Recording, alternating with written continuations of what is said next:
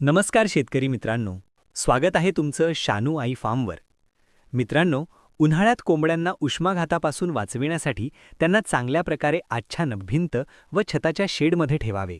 त्याचप्रमाणे शेडमध्ये हवा खेळती राहील अशा ठिकाणी व दिशेस शेडची बांधणी करावी. छताच्या पुढच्या बाजूला 24 इंच एवढ्या लांबीचे आच्छादन बसवावे. उन्हाळा सुरू होण्यापूर्वी छताची सफाई करावी व त्यास पांढऱ्या रंगाने रंगविणे फायदेशीर ठरते. तसेच छतावर वाळलेल्या गवताच्या पेंढ्या, भाताचा कोंडा टाकावा व त्यास ओले ठेवावे. दिवसातून 3-4 वेळेस छतावर पाण्याची फवारणी करावी.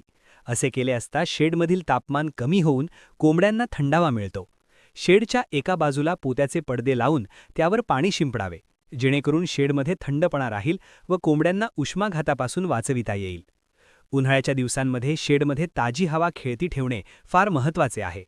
हवा खेळती न राहिल्यामुळे शिळी व दूषित हवा पक्ष्यांच्या शेडमध्ये तयार होते व त्या हवेत अमोनिया, ओलसर कार्बन डायऑक्साईड व धुळीचा शिरकाव होतो व कोंबड्यांवर ताण येऊ शकतो. नैसर्गिक हवा शेडमध्ये खेळती ठेवण्यासाठी पंख्यांचा वापर करावा, जेणेकरून शेडमधील हवेची हालचाल वाढेल व आत असलेली अधिक उष्णता बाहेर टाकली जाईल. त्याचप्रमाणे शेडमध्ये तयार झालेली शिळी हवा बाहेर घालविण्यासाठी बाहेर हवा फेकणाऱ्या पंख्यांचा वापर करणे फायदेशीर ठरेल. उष्माघातावर मात करण्यासाठी आहारातील समतोल राखणे गरजेचे आहे. उन्हाळ्याच्या दिवसांमध्ये कोंबड्यांच्या खाद्यांमध्ये अचानकपणे बदल करू नये. उन्हाळ्यामध्ये कोंबड्यांना खात्रीशीर, स्वच्छ, थंड व मुबलक पाण्याची व्यवस्था करणे अत्यावश्यक आहे. याकरिता शेडमधील पिण्याच्या पाण्याची भांडी उन्हाळ्याच्या दिवसांमध्ये 35 ते 50% वाढवावी.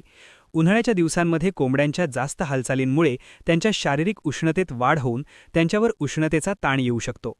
हे टाळण्यासाठी कुक्कुटपालकाने व तेथील कामगाराने जास्त वेळा शेडमध्ये जाणे टाळावे. शेडमध्ये पक्ष्यांची अधिक गर्दी असेल तर पक्ष्यांची घनता कमी करावी.